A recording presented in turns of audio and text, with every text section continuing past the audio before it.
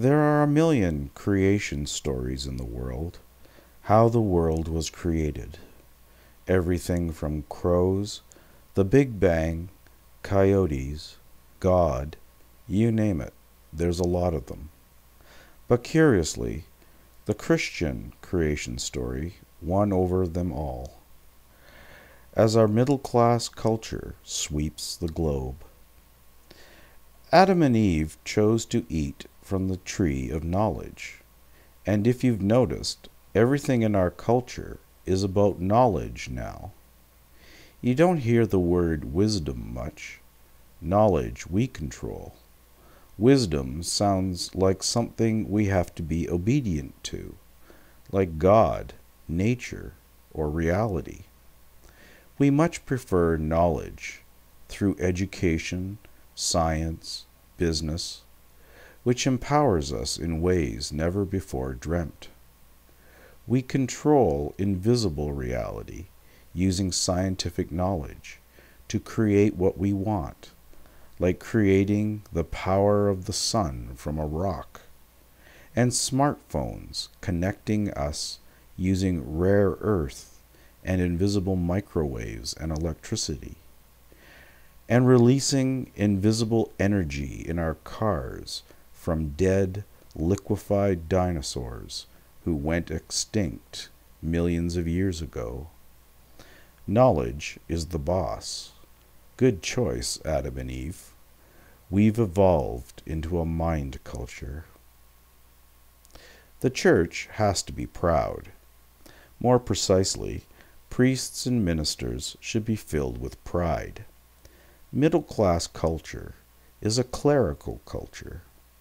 In Western history, the clergy were the clerical workers in the Middle Ages, doing all the administration for barbarian Germanic chiefs who simply didn't have the time to learn the alphabet or arithmetic.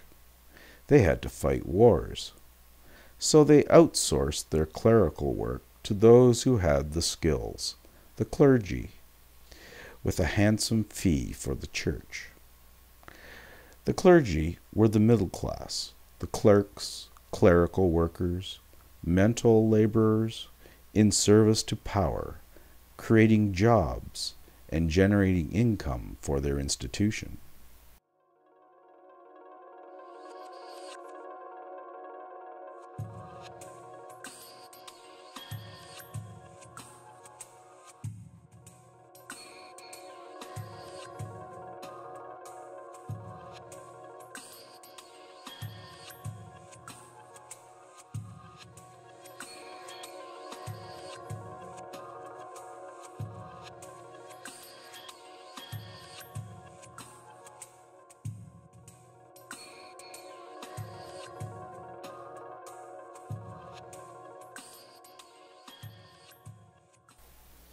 Today, we are a clerical culture, a middle-class culture, an institutional culture, using our minds in service to bureaucracies.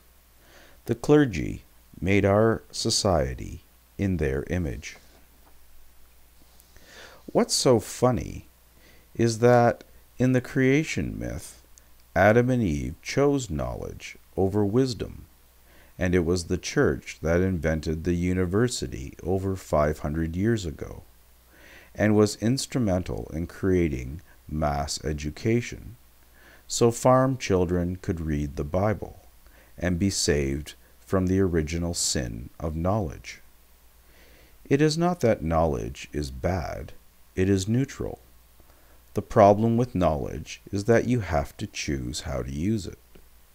In a laboratory, uranium is just a rock, but choosing to put that knowledge into greater reality gets dicey, demanding more control so we are safe from the knowledge we released in real life, needing more knowledge to control that knowledge that creates radioactive waste and things that go boom. And what is even more ironic is that by promoting knowledge, Adam and Eve's original sin, religion put itself out of business in the modern world. If everyone is a clerical worker using knowledge to serve institutions, the clergy doing their institutional work ain't that special anymore. Science controls the invisible, and psychology controls our minds, and business controls our survival and life in the city. What do we need clergy doing the same old Mass every week for? What is totally strange about our creation story is that when humans were created, some mythic gods feared humans had their same mythic powers to control the invisible with just their minds. So they took knowledge away, and we were stuck hewing wood and drawing water, plowing fields, and using swords to fight wars, of all things. But the church created universities, and this helped science and business get more knowledge to control the invisible, eventually putting the church out of business. And you thought original sin was all about sex. If you were a celibate priest, sure you'd love some knowledge about sex, especially as you looked out your monastery window, watching farmers getting the bulls to have sex with 25 cows, penetrating their seed into the earth to create life, while warriors got to rape and pillage towns and villages, seemingly guilt-free as a reward for good work. That wasn't fair. The clergy mind focused on what was important to them. It was always tough being middle class. You had kings and aristocrats lording it over you, making the middle class green with envy. At least they weren't lowly farmers and poor peasants. That was one good thing. Ministers, doctors, teachers, lawyers, businessmen, and bureaucrats were nothing but ambitious, and longed for the status of aristocrats, who looked down their noses at men in trade, studiously sitting at their ledgers doing their sums, accumulating money. The middle class rebelled. In England, the middle class parliament emasculated the king, making him just a powerless figurehead. In France, the middle class chopped off the king's head. It freaked the middle class out, doing this manly, warrior-like act of killing, a king at that the bourgeoisie started chopping everyone's heads off in a reign of terror. It was heady times for the middle class, destroying their betters. By the end of the First World War, the kings and aristocrats were gone, and by the end of World War II, the middle class had exhausted their newly found warrior rage that they were so surprised they had, that they could finally settle down. The middle class had the freedom from kings and aristocrats they always wanted. It was simple enough to do. Business had always been quite the mild affair. Profit was a sin. But when business started using scientific knowledge, their power and wealth increased astronomically. The Industrial Revolution happened, and in World War I, they sold the old warrior kings and aristocrats all the weapons they could ever want, and the kings destroyed themselves. Give them the knowledge, the scientific technology, and the kings hung themselves with their own war. Not too bright. The middle class were now on top. America didn't have aristocrats, just farmers and businessmen. Thomas Jefferson envisaged a democracy of small landowning farmers.